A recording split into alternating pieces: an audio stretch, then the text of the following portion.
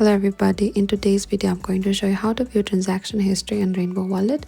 Rainbow Wallet is a non-custodial Ethereum wallet that lets you manage your crypto, NFTs and on-chain activity in one place.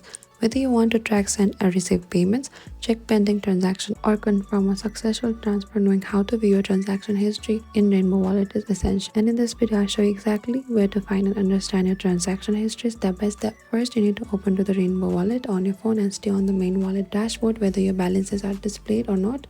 And on the home screen, you can see in the top right corner, we can see there's a small icon that's your activity section, which shows all the recent transaction, including your sent transaction, received transaction, token swaps, pending transaction. Over here, you can also tap any transaction for details, tap on any transaction status, pending, confirmed or failed, amount sent or received, network gas fee, wallet address involved. And you can also view on the blockchain explorer for more details. You can tap or the Ether scan. This opens the transaction or the blockchain where you can see your confirmations or timestamps. And that is it. This is how you can view your transaction history in Rainbow Wallet quickly and easily. And if you have any trouble or confusion, please comment down below and we will reach out to you very soon.